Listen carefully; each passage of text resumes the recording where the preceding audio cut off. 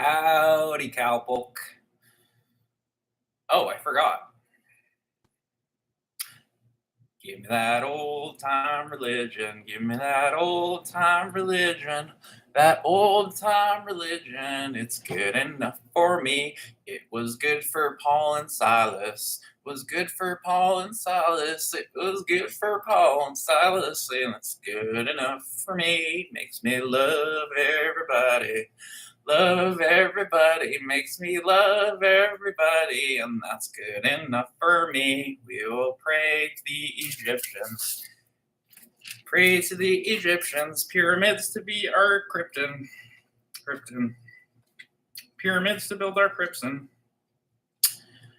Cancel your YouTube subscriptions, Lord, it's good enough for me. Please dislike and unsubscribe. I'm happy now, so nobody should be interested. Gideon's idolatry. We are at 288 in this great book that I'm reading. This is my book club. You guys are my club. Thanks for being here. Gideon's idolatry. Gideon. Okay. So Gideon just saw an angel. He messed up some kings. And now he's going to worship something that's not God. I assume get punished. That's what tends to happen when you idolize things that aren't divine. Gideon's idolatry. Then the men of Israel said to Gideon, got my fresh Starbucks, basic bitch radio up and playlist. Our sponsor is Bowflex infomercial from 2001. So please time travel to 2001 and purchase a Bowflex in that year. Then the men of Israel said to Gideon, rule over us, you and your son and your grandson also, for you've delivered us out of the hand of the Midian. Gideon said to them, I will not rule over you, and my son will not rule over you, and the Lord will rule over you. Okay, that's not idolatry.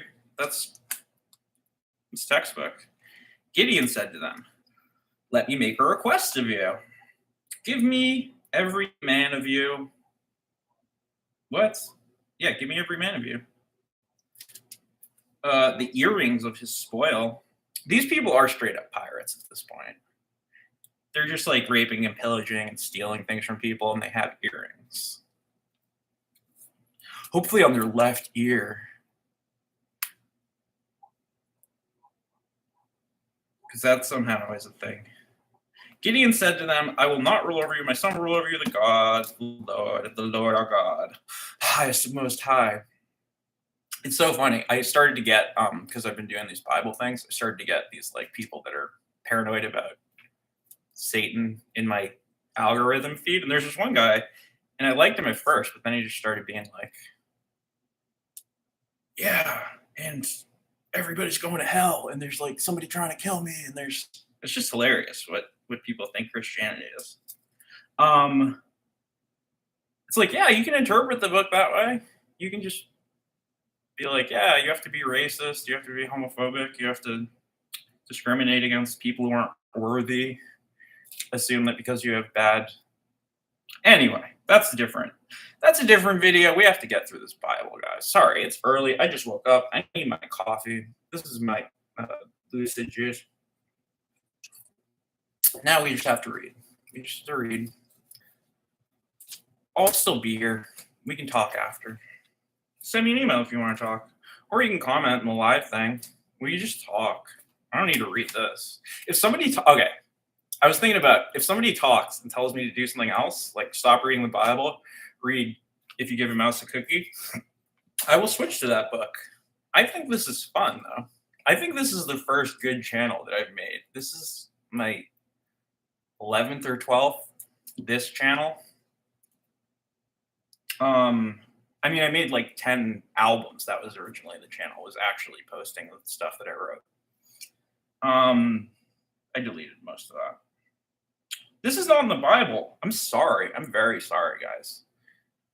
I just woke up. I'm trying to do this as close to dreaming as possible, so that I don't have time to turn on what I want it to be, and it's just whatever's in me comes out. And I've been having a great few days. I really think this is an important book to understand. So please don't comment, give him house creepy, because it's. Anyway, Gideon said to him, what did Gideon say? That's My Morning Jacket song. Gideon said to him, let me make request of you, every man earrings. All right, for they had golden earrings, because they were Ishmaelites. Call me Ishmael. Yeah, that's kind of gaudy. And they answered, we will willingly give them. And they spread a garment, and every man cast in the earrings of his spoil. So every man gave their gold earrings to they laid out a garment, everybody put their valuable jewelry in it. In the weight of the golden earrings, every man cast in its earrings, every man cast in it earrings of his spoil. In the weight of the golden earrings, okay, then that in the weight of the golden earrings that he requested was 1,700 shekels of gold, besides the crescents and the pendants and the purple garments worn by the kings of Midian, besides the collars, not colors, sorry. I see your true collars now, that were about the necks of their camels. So he has purple collars on camel necks? It's pretty cool. We should bring back camel collars. And Gideon made an ephod of it and put it in his city, in Ophrah, and all Israel played the harlot after it there. And it became a snare to Gideon and his family. So Midian was subdued before the people of Israel, and they lifted up their heads no more, and the land had rest 40 years in the days of Gideon. Death of Gideon. Jerubbaal, the son of Joash, went and dwelt in his own house. Now Gideon had 70 sons. Jesus, getting it in, Gideon. Good job, Gideon. This dude's just breeding like 70. I don't even know how you live long enough to have 70 sons. His own offspring, for he had many wives. There you go.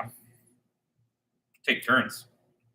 And his concubine, who was in Shechem, also bore him a son, and he called his name Abimelech.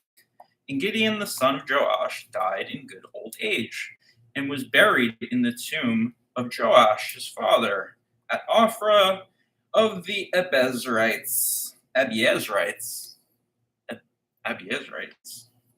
I took a pill and Abiezrite. Show Avicii, I was cool. And when I finally got sober, I got 10 years older, but fuck it, it was something to do. I'm out in LA. I drive a sports car just to prove that I'm a real big baller because I made $1 million and I spent it all on girls and shoes. As soon as Gideon died, the people of Israel turned again and played the harlot after the Baals, made Baal Bereth their god. The people of Israel did not remember the Lord your God, who had rescued them from the hand of all their enemies on every side. They did not show kindness to the family of Jerubbaal, that is Gideon, in return for all the good that he had done to Israel. Yeah, he made them put their golden earrings on the cloth, and then they played harlots. Very important stuff Gideon's up to here. Abimelech attempts to establish a monarchy.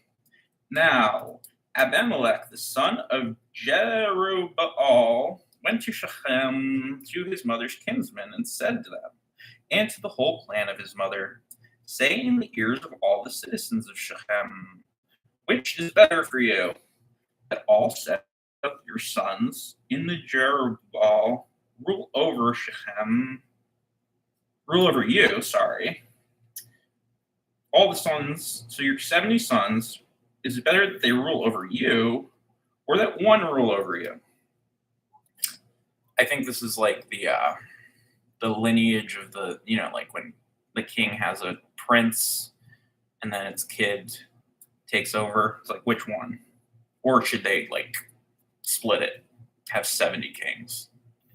No daughters, I don't think.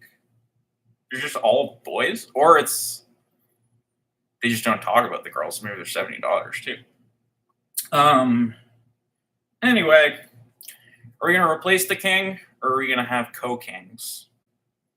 What's up, Gideon? Who's gonna rule Shechem? There's no jacks in this. There's kings and queens. There's princes sometimes, but there's not a jack. I've never seen a one-eyed jack. To be perfectly honest, I'm not entirely sure what a jack does. I haven't seen them like when you see like in England and they're doing like the royal weddings and shit. I've never seen a jack be like, I don't know, man. Anyway, so all or one. One for all and all for one. Do you want all or one? Remember also that I am your bone and your flesh. You are his bone. And his mother's kinsman spoke all these words on his behalf in the ears of all men of Shechem. And their hearts inclined to follow Abimelech, for they said, he is our brother. And they gave him 70 pieces of silver out of the house of Baal-berith, with which Abimelech hired worthless and reckless fellows who followed him. And he went up to his father's house at Ophrah and slew his brothers, the sons of Jerubbaal, 70 men, upon one stone. But Jotham, the youngest son of Jerubbaal, was left, for he hid himself.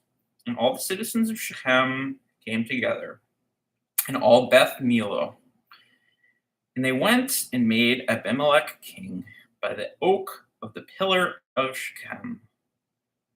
Okay. Parable of the trees. When it was told to Jotham, he went and stood up at the top of the Mount Gerizim, and cried aloud, and said to them, listen to me, you men of Shechem, that God may listen to you. The trees once went forth to anoint a king over them, and they said to the olive tree, reign over us. But the olive tree said to them, shall I leave my fatness, by which gods and men are honored, and go to sway over the trees? You ain't got the answers, Sway. Sway famously doesn't have the answers. And the trees said to the fig tree, come, you, and reign over us. But the fig tree said to them, shall I leave my sweetness, my good fruit, and go to sway over the trees? Should I go to sway over the trees? The trees said to the vine, these are anthropomorphic trees here. These trees can't shut up. They're talking to vines. Come, you, and reign over us. But the vine said to them, shall I leave my wine, which cheers God and men, gods and men? Okay, so God is drunk. So are people. Also, water is gross at this point, so it's probably mostly that. And go to sway over the trees. Then all the trees said to the bramble, what does the bramble have on this? Come you and reign over us. Classic bramble. The bramble said to the trees, if in good faith you are anointing me king over you, then come and take refuge in my shade. But if not, let fire come out of the bramble and devour the cedars of Lebanon.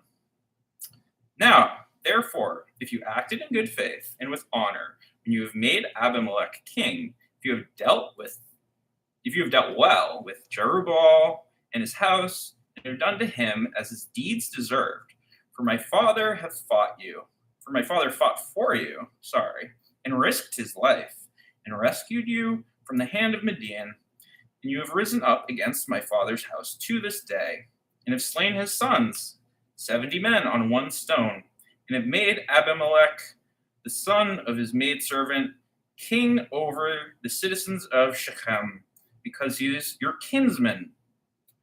If you then have acted in good faith and honor with Jerubbaal, with his house this day, then rejoice in Abimelech, and let him rejoice in you. But if not, let fire come out from Abimelech, and devour the citizens of Shechem and Beth Millo, and let fire come out from the citizens of Shechem, from Beth Millo, and devour Abimelech. And Jotham ran away and fled, and went to Beer and dwelt there, for fear of Abimelech and his brother. I don't know if that's Beersheba. Probably. I guess that's like the nickname, but maybe it's a new place. Maybe there's a city called Beer. The downfall of Abimelech. Abimelech ruled over the land 3 years, and God sent an evil spirit between Abimelech and the men of Shechem. The men of Shechem dealt treacherously with Abimelech, that the violence done to the 70 sons of Jerubbaal might come, and their blood might be laid upon Abimelech their brother, who slew them, upon the men of Shechem, who strengthened his hands to slay his brothers. And the men of Shechem put men in ambush against him on the mountaintops, and they robbed all who passed by them along that way. And it was told to Abimelech, okay, so it's like guerrilla warfare. In Gaal, the son of Ebed moved to Shechem with his kinsmen, and the men of Shechem put confidence in him. And they went out into the field, gathered the grapes from their vineyards, and trod them, and held festival, and went into the house of their God, and ate and drank, and reviled Abimelech. And Gaal, the son of Ebed, said, Who is Abimelech? Who are we of Shechem, that we should serve him? Did not the son of Jerubbaal and Zebul, his officer, serve the men of Hamor, the father of Shechem? Why then should we serve him? Would that this people were under my hand. That's an exclamation. It says, would that this people were under my hand. Then I would remove Abimelech. I would say to Abimelech, increase your army and come out. When Zebul, the ruler of the city, heard the words of Gaal, the son of Ebed, his anger was kindled, and he sent messengers to Abimelech at Arumah, saying, Behold, Gaal, the son of Ebed, his kinsmen have come to Shechem, and they are stirring up the city against you. Now therefore go by night, and the men that are with you, and lie wait within the fields. Then in the morning, as soon as the sun is up, rise early and rush upon the city. When pardon, it's coffee. Coffee makes me gassy, guys. Gotta get the fresh Starbucks. Just to let you know that I'm very lazy and relatively broke. When he and the men that are with him come out against you, you may do to them as occasion offers. So you may do to them as occasion offers. Okay. Abimelech and all the men that were with him rose up that night and laid wait against Shechem in 4 companies, and Gaal, the son of Ebed, went out and stood in the entrance of the gate to the city. And Abimelech and the men that were with him rose from the ambush. And when Gaal saw the men, he said to Zebul, Look, men are coming down from the mountaintops. And Zebul said to him, You see the shadow of the mountains as if they were men. Gaal spoke again and said, Look, men are coming down from the center of the land. And one company is coming from the direction of the Diviner's Oak, or the Diviner's Oak, I believe is how you pronounce that. Then Zebul said to him, Where is your mouth now? You who has said, Who is Abimelech that we should serve him? Are not these men whom you despised? Go out now and fight with them. And Gaal went out at the head of the men of Shechem and fought with Abimelech. And Abimelech chased him. He fled down before him, and many fell wounded up to the entrance of the gate. And Abimelech dwelt in the Arumah. And Zebul drove out Gaal and his kinsmen, so that they could not live on Shechem. On the following day, the men went out into the fields, and Abimelech was told. He took his men, divided them into 3 companies, and laid wait in the fields. And he looked and saw men coming out of the city. He rose against them and slew them. Abimelech and the company that was with him rushed forward and stood at the entrance of the gate of the city, while the 2 companies rushed upon all who were in the city or in the fields and slew them. And Abimelech fought against the city all that day. He took the city and killed the people who were in it. And he razed the city and sowed it with salt. When all the people of the Tower of Shechem heard it, they entered the stronghold of the house of El-Bereth. Abimelech was told all the people of the Tower of Shechem were gathered together, and Abimelech went up to Mount Zalmon. It's like salmon with a Z. Salmon should just be with a Z. Petition to change.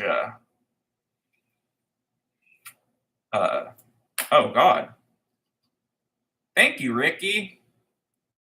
This is beautiful. Thank you for commenting. I appreciate it. That's what I'm trying to do. I'm trying to show up, and then hopefully it kicks in, right? I already feel better than before I started reading this. Yeah, exactly. You have to take action, and then, yeah, nobody's probably going to read that. I don't think the comments are in the video. I don't know. Anyway, thank you, Ricky. Beautiful person. God bless you. Okay, so Shechem were gathered together, and Abimelech went up to Mount Zalmon, and he and all the men that were with him. And Abimelech took an axe in his hand and cut down the bundle of brushwood and took it up to him and laid it on his shoulder. And he said to the men that were with him, "What you have seen me do, make haste to do, as I have done." So every one of the people cut down his bundle, and following Abimelech, put it against the stronghold. They set the stronghold on fire over them, that all the people of the Tower of Shechem also died, about 1,000 men and women. Then Abimelech went to Thebez and encamped against Thebez and took it. But there was a strong tower within the city, and all the people of the city fled to it, all the men and women, and shut themselves in. And they went to the roof of the tower. And Abimelech came to the tower and fought against it, and drew near to the door of the tower to burn it with fire. And a certain woman threw an upper millstone upon Abimelech's head and crushed his skull. Then he called hastily to the young man and his armor bearer, and said to him, "Draw your sword and kill me, lest men say of me, a woman killed him." Oh my God. So he's like, all right, it's better for me to preserve face by having a man kill me, because what's embarrassing is not that I'm dead, it's that a woman killed me. Disgusting woman. That's funny. That's just funny. And his young man thrust him through, and he died. And when the men of Israel saw Abimelech was dead, they departed every man to his home. Thus God requited the crime of Abimelech, which he committed against his father in killing his 70 brothers. Ooh, killed all 70 of them. I guess God killed them. God also made the wickedness of all men of Shechem fall back upon their heads, and upon them came the curse of Jotham, the son of Jerubbaal. Chapter 10. Tola and Jair. After Abimelech, there rose to deliver Israel Tola, the son of Puah, son of Dodo, a man of Issachar, and he lived at the Shamir in the hill country of Ephraim. And he judged Israel 23 years. Then he died and was buried at Shamir. After him rose Jair, the Gileadite, who judged Israel 22 years. And he had 30 sons who rode on 30 asses. They had 30 cities, called Havoth Jair, to this day, which are in the land of Gilead. And Jair died and was buried in Canaan. Not Canaan, Cayman. Oppression by the Ammonites.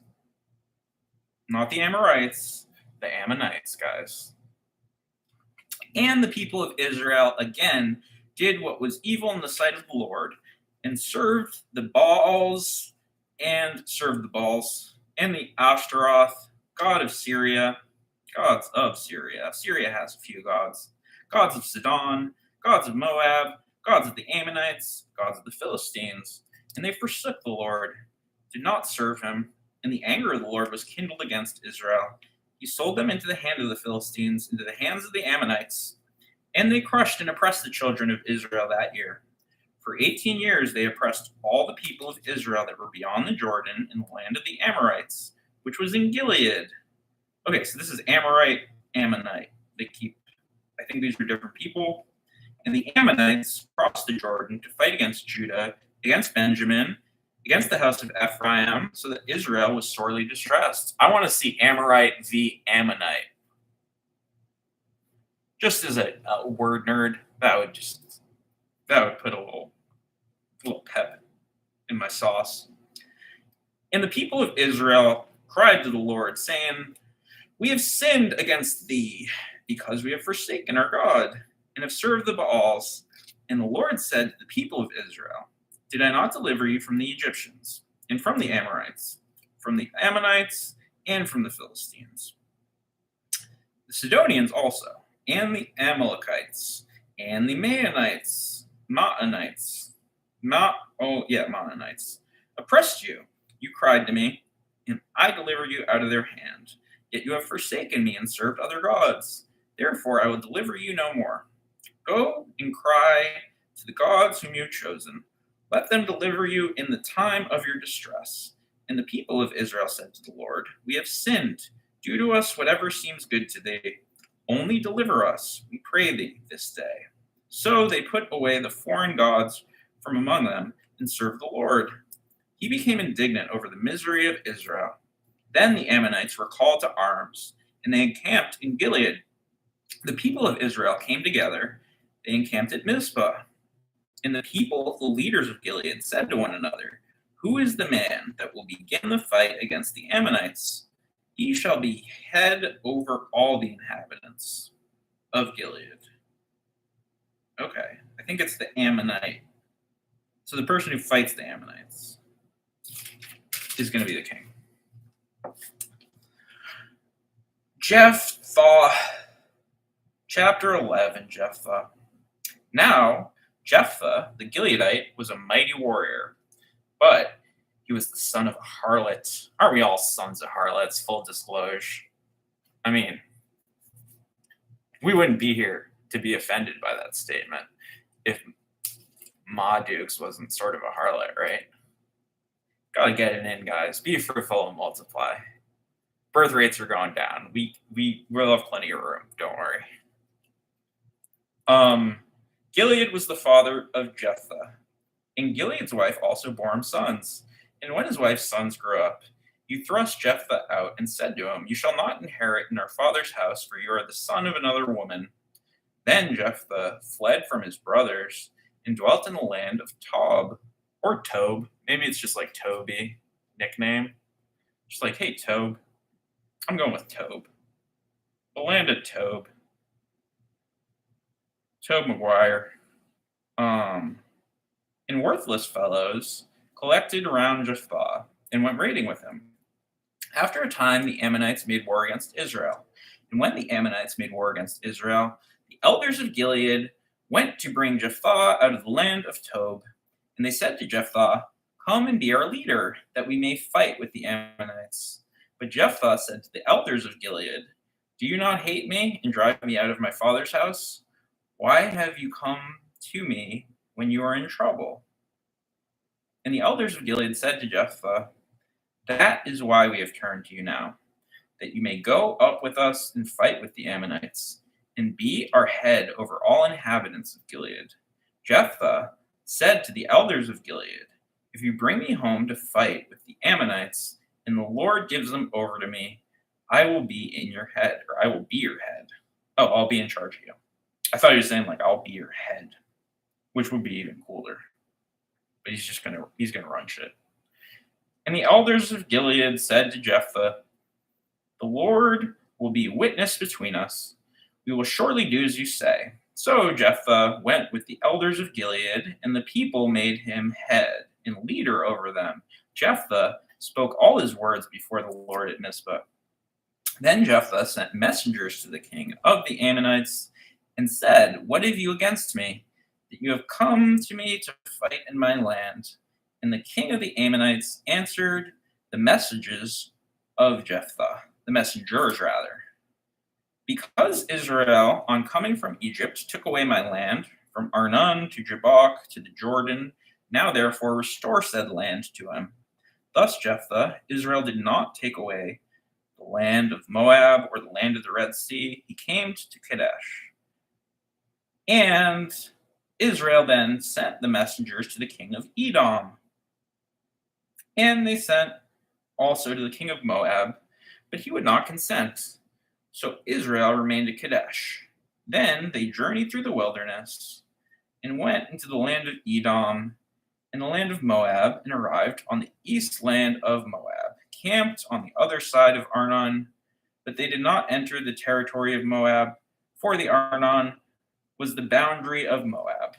Then Israel then sent messengers to Sihon, king of the Amorites, king of Heshbon, and Israel said to him, "Let us pass, we pray, through your land to our country." But Sihon did not trust Israel to pass over through the territory.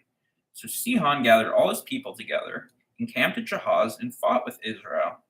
And the Lord, the God of Israel, gave Sihon and all his people into the hand of Israel, and they defeated them. They took possession of all territory of the Amorites, and the Arnon, and the Jabbok, from the wilderness to the Jordan. So then the Lord, the God of Israel, dispossessed with the Amorites from before his people Israel. And are you to take possession of them? Will you not possess what Shamash, your God, has given you to possess? Gives you to possess. This is present tense. This is happening right now. Shamash, your God, is giving right now you to have stuff. And all that the Lord our God has dispossessed before us, we will possess. Okay, so everything that God takes away, you get to have, and you already have what Shamash is thrown down because you're on that Shamash algo. Blame it on the algorithm. Now, are you any better than Balak, the son of Zippor, king of Moab? Did he ever strive against Israel, or did he ever go to war with them?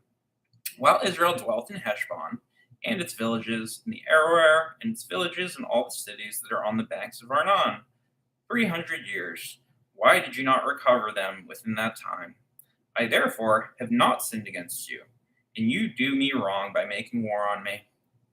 The Lord, the Lord the Judge. This is the book of Judges. The Lord the Judge. This is about Judge Judy. I hope there's a Judy in here. I don't think they have female judges. Although Deb got a song in here. Where's Deb at? Where's all these Beths? Okay. Banks of Arnon, 300 years. Why did you not recover them within that time? I therefore have not sinned against you, and you do me wrong by making war on me. The Lord, the Judge, decide this day between the people of Israel and the people of Ammon. But the kings of the Ammonites did not heed the message of Jephthah, which he sent to them. Jephthah's vow. Jephthah's about to make a promise, guys. Get ready. Jephthah is about to lay down his heart.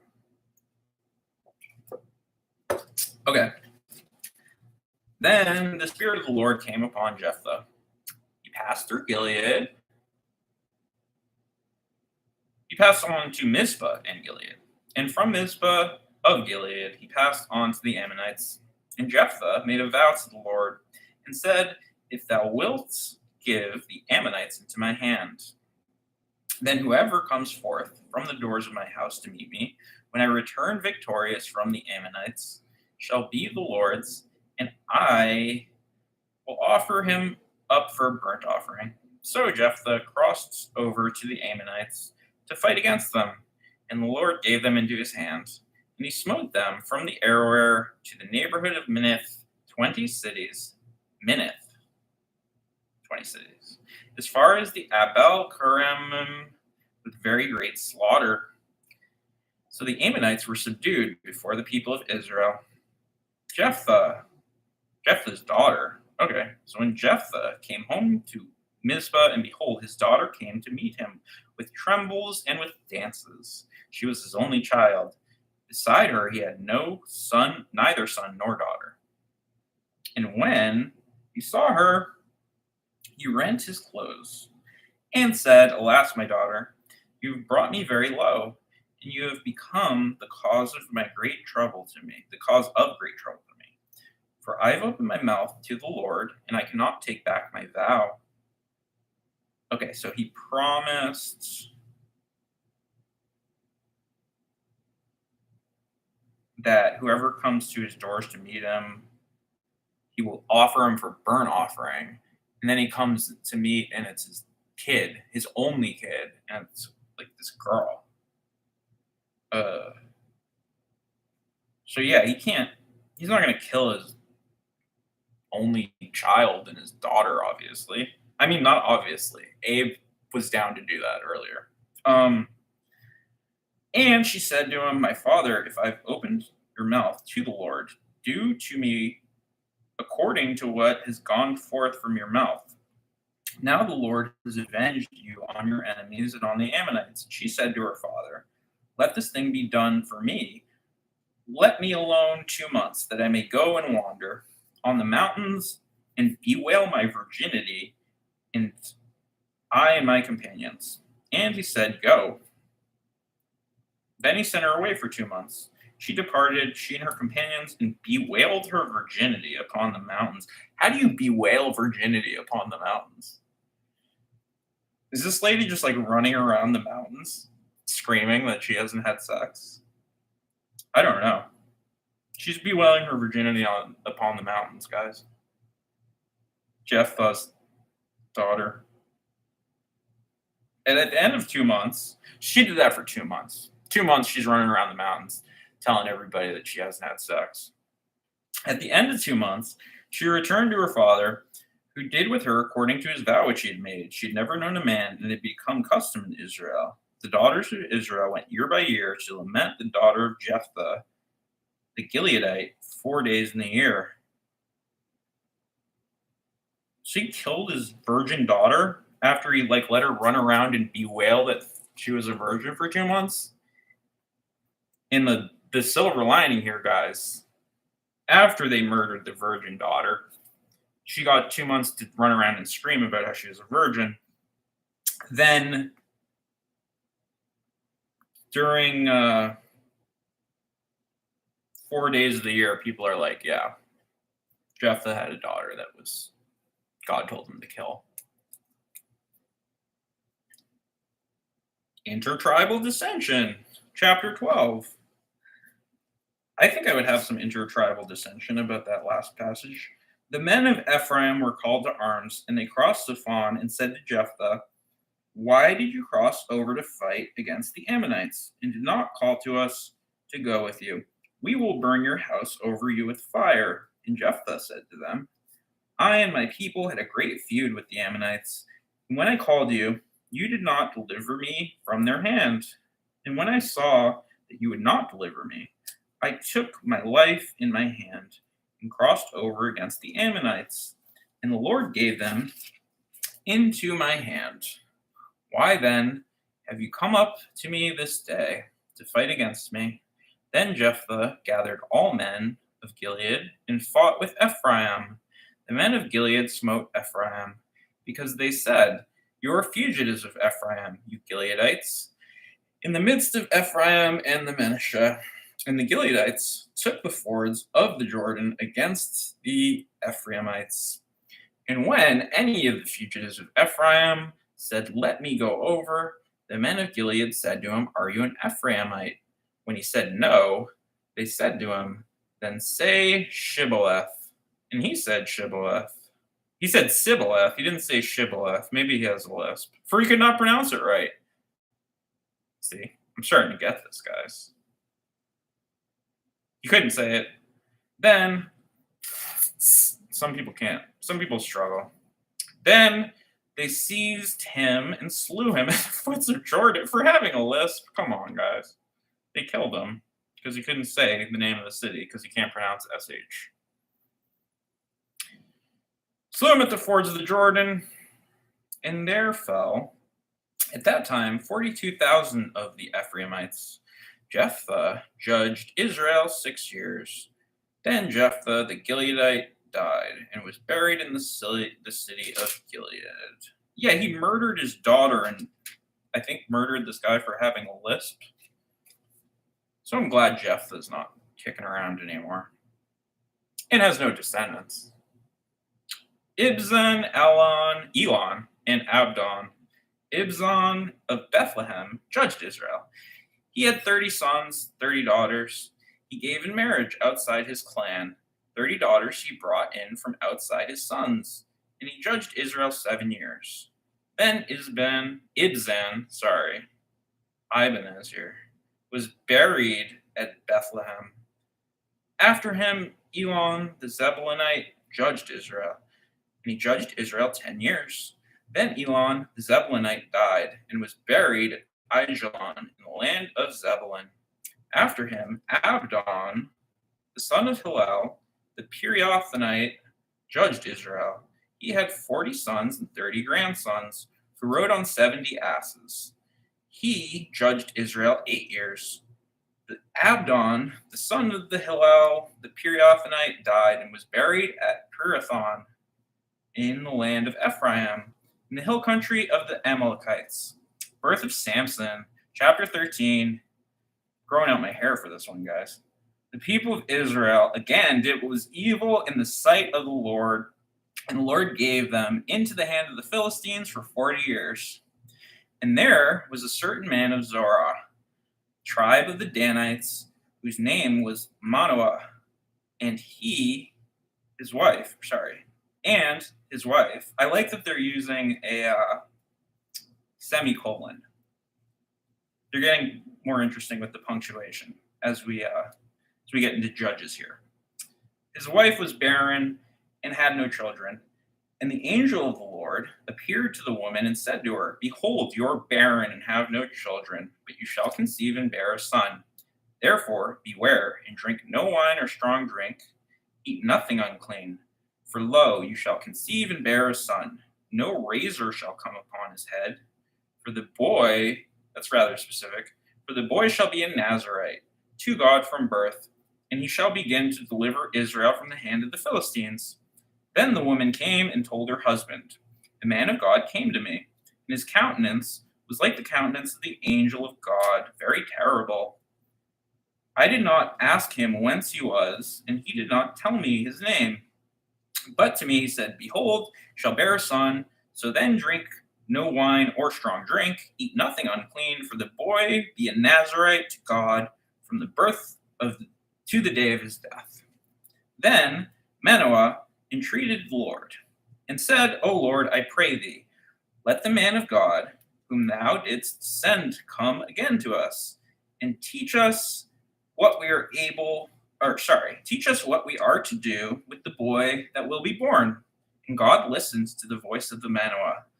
The angel of God came again to the woman as she sat in the field, but Manoah, her husband, was not with her.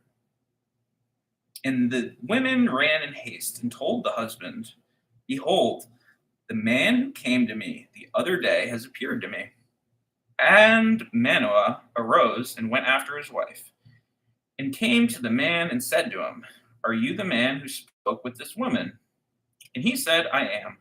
And Manoah said, "Now, when your words come true, what is to be the boy's manner of life? What is he to do?" And the angel of the Lord said to Manoah, Manoah is a person, "Of all that I have said to that woman, let her beware. She may not eat of anything that comes from the vine, neither let her drink wine or strong drink, or eat anything unclean. All that I have commanded, I let her observe." Okay? Manoah said to the angel of the Lord, "Pray, let us detain you and prepare a kid for you." And the angel of the Lord said to Manoah, "If you detain me, I will not eat your food. But if you make ready burnt offering, then offer it to the Lord." For Manoah did not know that he was the angel of the Lord. And Manoah said to the angel of the Lord, Manoah was the angel of the Lord. Now Manoah is chatting up the angel of the Lord. He doesn't know he's the angel of the Lord, so he thinks he's talking to the angel of the Lord. He is the angel of the Lord. So who's he talking to? What is your name, so that when your words come true, we may honor you? And the angel of the Lord said to him, so there is a different angel of the Lord. I guess the Lord has multiple angels, but one of them is like a secret angel. And the angel of the Lord said to him, why did you ask my name? Seeing it is wonderful. He's just bragging about having a cool name, Manoah, here, I think. So Manoah took the kid with the cereal offering, just giving him frosted flakes, and offered it up upon the rock to the Lord, to him who works wonders. Sorry, skip the line. He doesn't kill wonders, he works wonders. That's God. God's the one who works wonders. And when the flame went up toward heaven from the altar, the angel of the Lord ascended in flame of the altar, while Manoah and his wife looked on, and they fell on their faces to the ground. The angel of the Lord appeared no more to Manoah and to his wife. Then Manoah knew that he was the angel of the Lord. But Manoah said to his wife, we shall surely die, for we have seen God. But his wife said to him, if the Lord had meant to kill us, he would have not accepted a burnt offering and a cereal offering at her hand, or shown us all these things, or now announced to us such things as these. And the woman bore a son, and he called his name Samson. And the boy grew, and the Lord blessed him, and the Spirit of the Lord to stir him in Mahanadan, between Zorah and Eshtal. Chapter 14, Samson's marriage. Samson went down to Timnah, and at Timnah he saw one of the daughters of the Philistines. Then he came up and told his father and mother, I saw one of the daughters of the Philistines at Timnah. Now get her for me as my wife.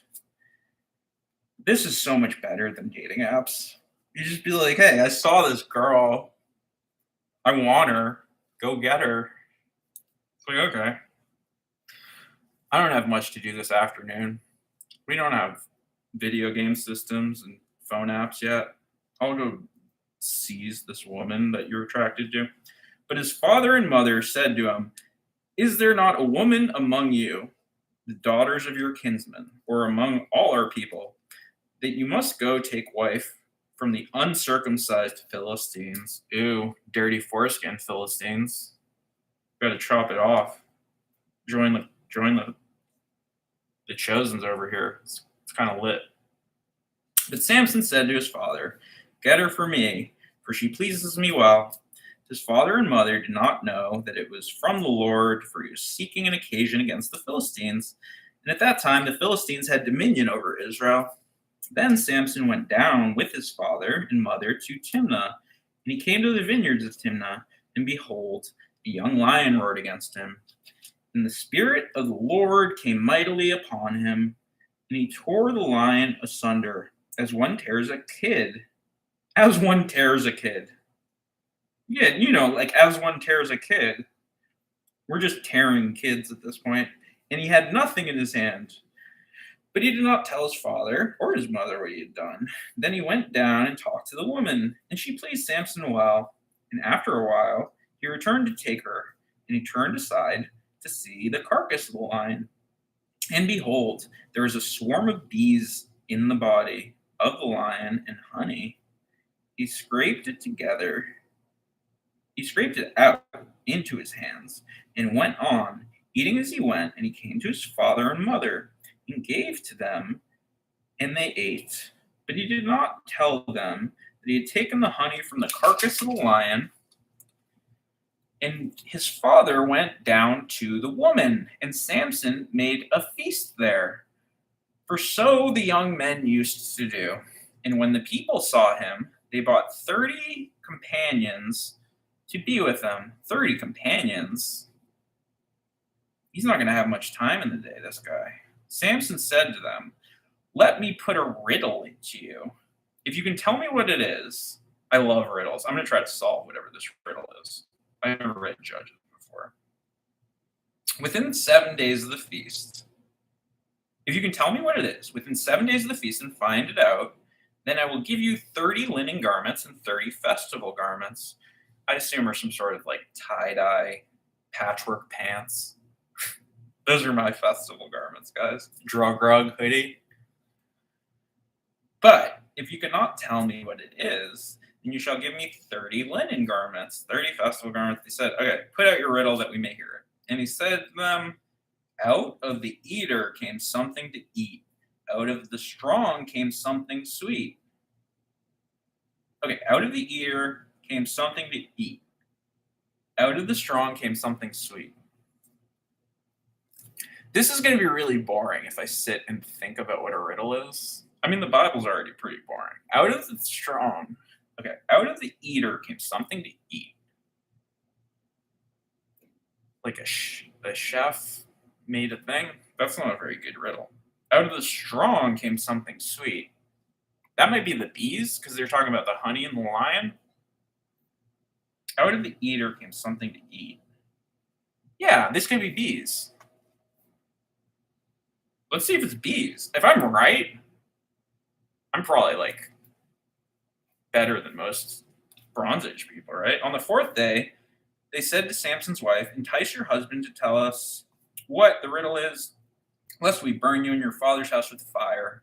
Have you invited us here to impoverish us? And Samson's wife wept before him and said, you only hate me, you do not love me. You have put a riddle to my countrymen.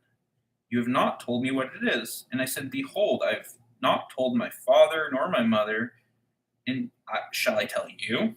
Ooh, a little sassafras here. Samson, his wife. She wept before him the 7 days that their feast lasted. So she cried for 7 days because he wouldn't tell her the riddle. And on the seventh day, he told her because she pressed him hard. Then she told the riddle to her countrymen and the men of the city. On the seventh day before the sun went down, what is sweeter than honey? What is stronger than a lion? He said to them, if you had not plowed my heifer, you would have not preferred my riddle. If you had not plowed my heifer, you would have not found my riddle. So she's mad for him cheating. It was honey. So I was right about the bees.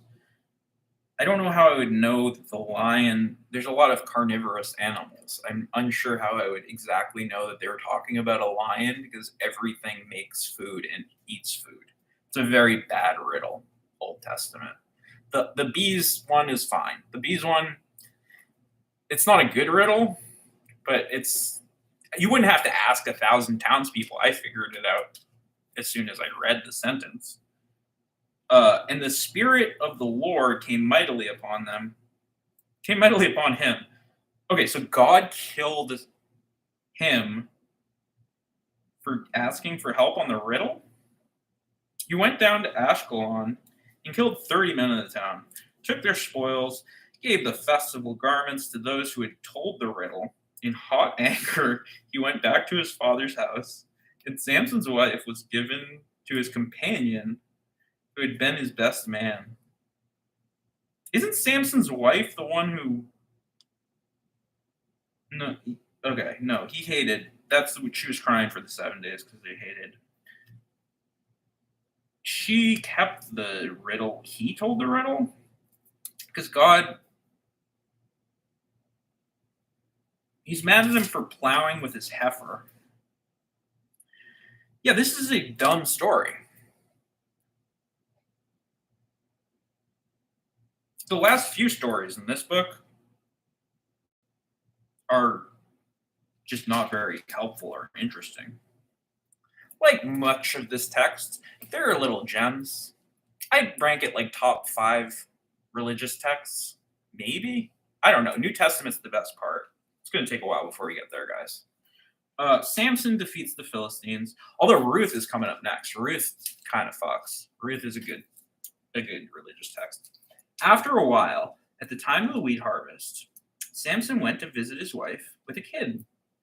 And he said, I will go into my wife in the chamber. But her father would not allow him to go in. Her father said, I really thought you utterly hated her. Oh, so they didn't kill his wife. They killed the. I don't know. I really thought that you utterly hated her, so I gave her to your companion. Is not her younger sister fairer than she? Pray take her instead. Oh, she's got a younger sister that's prettier. She's like, well, I got another kid. It's a newer model. She's uh, cuter. Go with her. You don't care about like that person. I mean, barely a person, a woman. This time I shall be blameless in regard to the Philistines when I do them mischief. Samson said that. Okay. So Samson went and caught 300 foxes and took torches, and he turned them tail to tail. Between each pair of tails, imagine somebody taking 300 foxes, arranging them backwards, and putting torches in between each one. That's what they're claiming somebody did. Crazy like a fox. Not crazy like a Fox News. Get the fuck off my algorithm, you idiots. And when he had set fire to the torches, he let the foxes go into the standing grain of the Philistines and burned up the shocks in the standing grain, as well as the olive orchards. Then the Philistines said, who has done this? And they said, Samson, the son-in-law of the Timnite, because he has taken his wife and given her to his companion. And the Philistines came up and burned her and her father with fire. And Samson said to them, if this is what you do, I swear I will be avenged upon you. And after that I will quit. And he smote them hip and thigh with great slaughter. And he went down and stayed in the cleft of the rocks of Etam. Then the Philistines came up and encamped in Judah and made a raid on Lehi. And the men of Judah said, why have you come up against us? They said, we have come up to bind Samson, to do to him as he did to us. Then 3,000 men of Judah went down to the cleft of the rocks of Etam and said to Samson, do you not know the Philistines are rulers over us? What then is this to you that you have done to us? And he said to them, as they did to me, so I have done to them. And they said to him, we have come down to bind you, that we may give you into the hands of the Philistines. And Samson said to them, he said to them, as I have done to me, I have done to them. They said to him, we've come down to bind you, that we may give you into the hand of the Philistines. And Samson said to them, swear to me that you will not fall upon me yourselves. They said to him, no, we will only bind you and give you into their hands. We will not kill you. So they bound him with 2 new ropes and brought him up to the rock. From the rock. They brought him up from the rock and tied him so that they can't escape.